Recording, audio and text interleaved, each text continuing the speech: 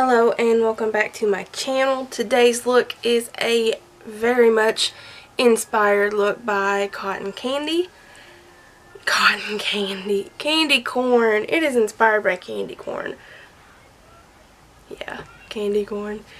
Anyways, if you want to see how I did this, just keep on watching and don't forget to subscribe, y'all. There is a giveaway coming soon once I reach 100 subscribers.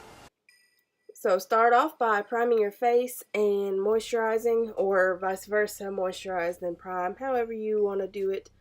Personally, I moisturize and then prime in case you care, which you probably don't. But I finally picked up the Milani Conceal and Perfect foundation, and this stuff was amazing. I love it. I am still wearing it right now. It is almost midnight. I am editing this video and I love this foundation. It covered everything like a dream, and for a drugstore foundation, it was like a great find, and it is honest to goodness, even for drugstore, one of the least expensive foundations in the drugstore. I was very surprised.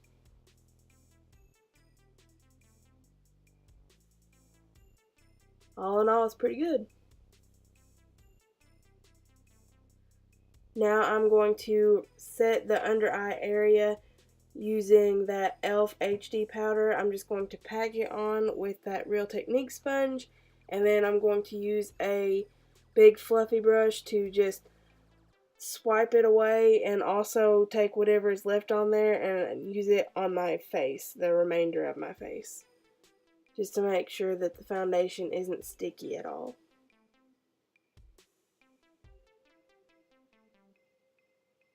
Now I'm taking the NYX Jumbo Shadow Pencil in the shade Milk, and I'm using this as a base for the eyeshadows so that they are super duper bright, because this is a candy corn inspired look, and I don't know if y'all noticed, you may have, may haven't, candy corn's pretty bright.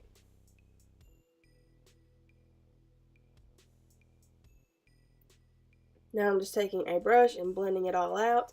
And then I'm picking up a white silver shade and applying it all over the inner third of my lid and up into the inner third of my crease as well.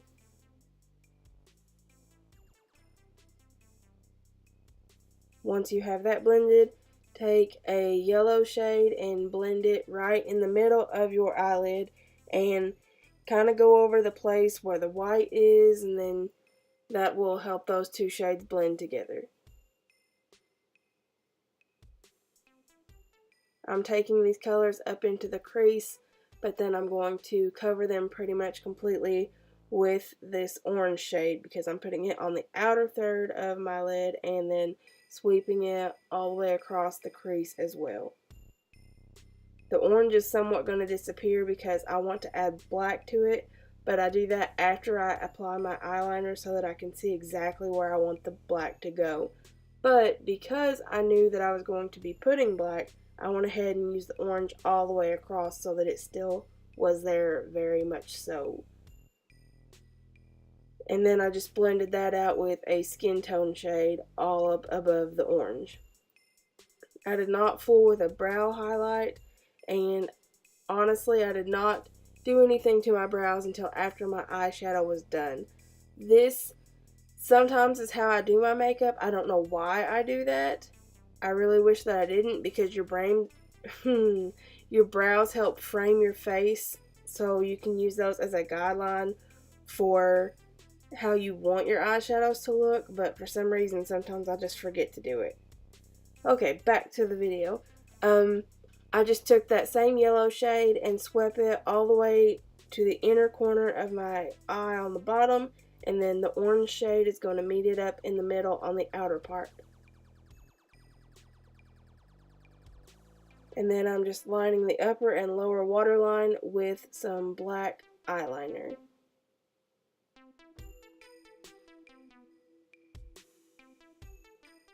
Now it's time to do a liquid liner. It's time to do a wing, and I did a pretty thick wing. You can do it as thick or thin as you choose, but I just wanted to do a very dramatic, thick wing.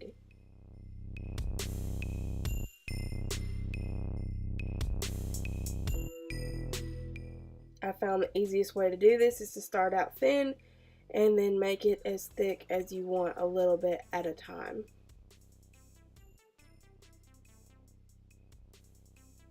They don't come out perfect every time, but you know, you just keep working with it and get it how you like it.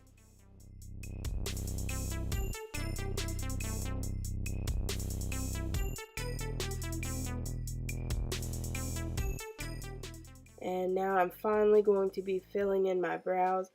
I'm using the NYX Micro Brow Pencil in the shade Taupe, and this matches certain parts of my hair and then other parts not so much. But when I fill in my brows, I like to fill in the outline first sometimes and then fill in the middle. That way I know exactly how my brows are going to be shaped.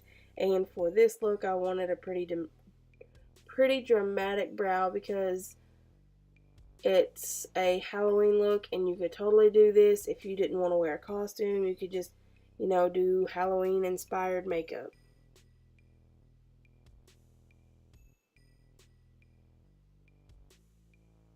And when I get towards the front, I just like to make little brow hair looking strokes, and then the rest of it I'll just fill it in however it takes to get it pretty full looking. And then I go back through with a spoolie or the spoolie that's on the end of it and just blend everything together so that it doesn't look super harsh. Okay, and now it is time to contour those cheekbones, and I didn't go for anything super heavy because I'm going to have a dramatic eye and a dramatic lip, so I figured I didn't want a dramatic face to go along with it. If you feeling it though, you go for it.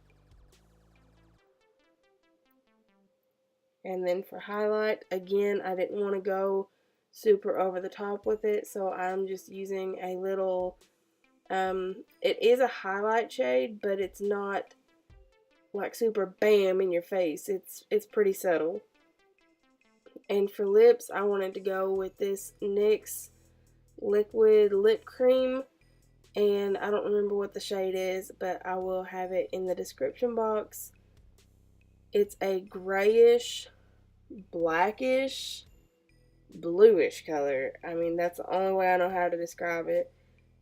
I do have a black lipstick, which I probably would have, if I would have thought about it, I probably would have put it on first and then like put this stuff over the top of it in the center. I think that would have looked really cool, but I did not think of it. So if you think of it, then I hope you do it and share some pictures all over the internet.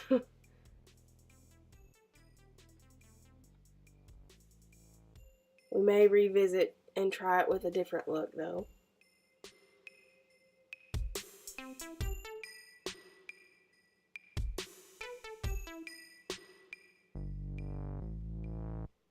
Now I'm going back, like I said, and just adding some black into the outer part of my crease. And this stuff was like crazy hard to blend out. I don't know what in the world was going on, but this eye wasn't so bad. The other eye, I put entirely too much at one time, and I put it all in a very precise little area. I should have honestly put it on a more fluffy brush to start out with, and that would have helped me out greatly, but because I didn't, I had quite a time blending it out. So just make sure that if you do this, that you put it on a fluffier brush or something. I was also kind of worried about messing up my eyeliner, even though I'm not sure why, because you could totally go back and reapply it. So that is the finished look, and thank you for watching.